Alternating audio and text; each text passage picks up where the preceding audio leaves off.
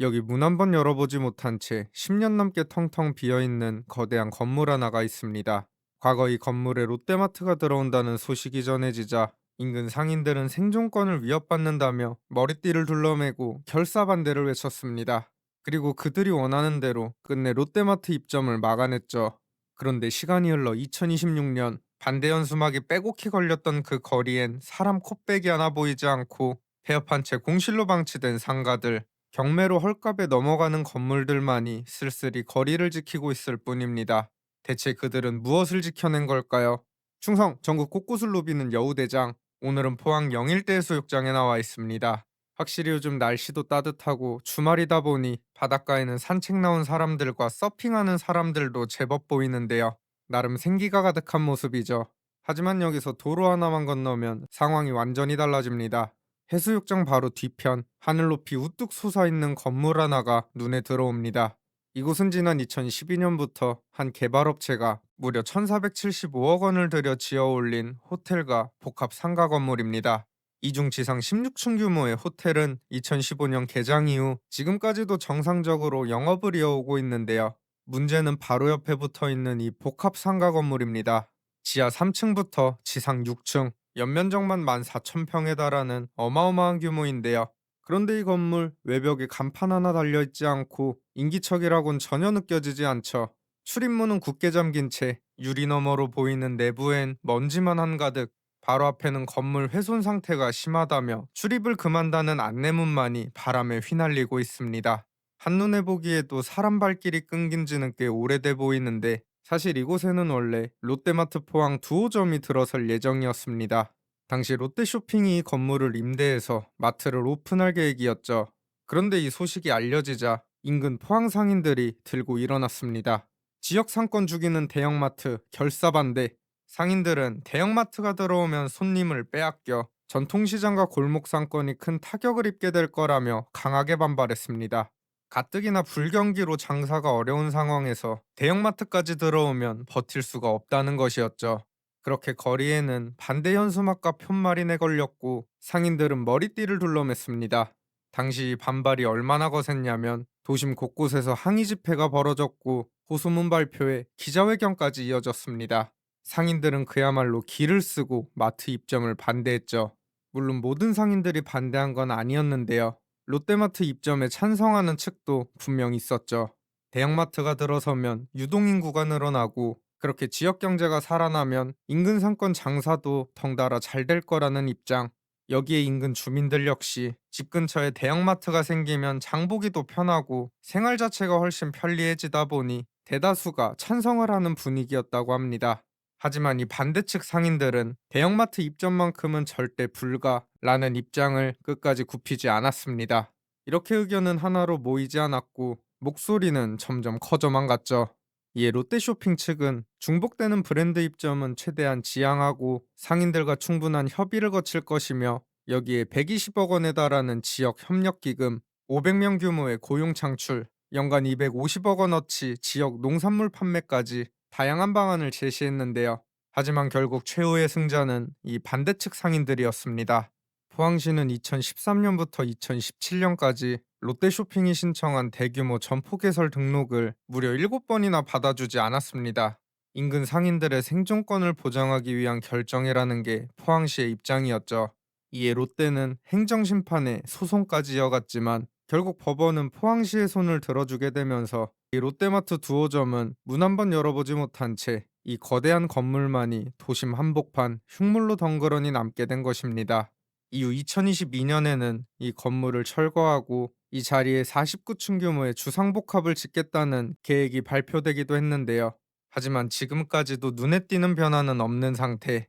자, 그렇다면 여기서 한 가지. 반대측 상인들은 결국 원하던 대로 대형마트 입점을 막아냈습니다. 손님을 빼앗길 걱정도 사라졌고 지키고 싶었던 골목 상권도 지켜낸 듯 보였죠. 하지만 지금은 어떨까요? 반대 현수막이 줄줄이 걸렸던 그 거리, 과연 장사가 잘 되고 있을까요? 이곳은 한때 포항을 대표하던 상권 중앙상가 입구입니다. 지금 이 촬영 시점이 주말 대낮, 손님이 가장 많아야 할 시간대인데도 거리는 그저 썰렁하기만 합니다. 안쪽으로 들어서자마자 양쪽으로 텅텅 빈 상가들이 줄지어 보이는데요.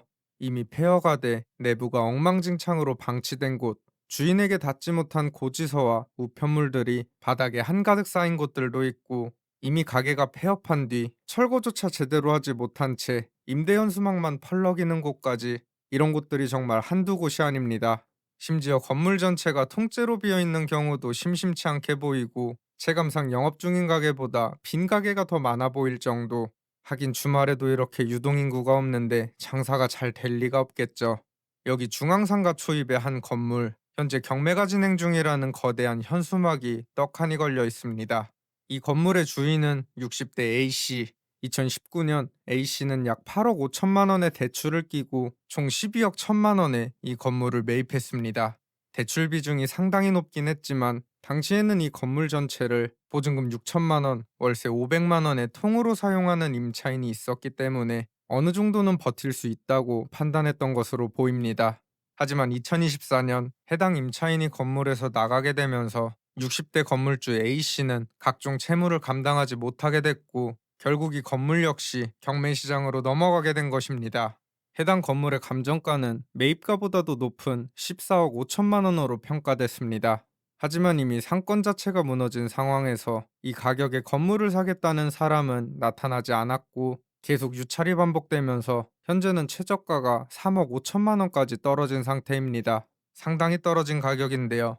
만약 이 가격 근처에서 낙찰이 된다면 A씨는 자신이 건물을 매입할 때 들어간 돈은 물론 남아있는 대출금조차 절반 이상 감당하지 못할 가능성이 큰 상황입니다.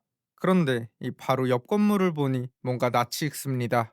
자세히 보니 제가 예전에 포항에 왔을 때 소개해드렸던 건물인데요.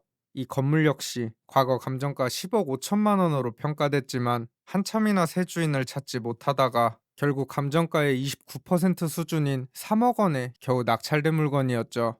거리에 사람이 없으니 가게가 망하고, 월세가 끊기니 건물주들까지 줄줄이 무너지기 시작하는 겁니다. 그리고 이 중앙상가뿐만 아니라 인근 죽도시장 역시 예전 그 명성에는 한참 못 미치는 모습입니다. 이제는 곳곳에 공실이 제법 눈에 띄고 한적한 골목들도 심심치 않게 보이죠. 실제로 한 언론 보도에 따르면 포항 죽도시장 내 영업점포 수는 2018년 1884개에서 2023년 1207개, 2024년에는 1104개까지 줄어들었다고 합니다. 게다가 이용객 대부분이 고령층이 많은 모습, 결국 신규 소비층 유입이 계속 줄어든다면 이 죽도시장 역시 소멸이라는 결말을 맞이하게 될지도 모릅니다. 결국 상권이란 건 사람이 와야 살아납니다. 제가 최근에 손톱깎이를 사려고 다이소에 갔다가 근처 음식점에서 밥도 먹고 커피도 한 잔 마시고 왔는데요. 이렇게 발걸음이 한번 닿으면 자연스럽게 연계되는 소비가 생겨나는 법이죠.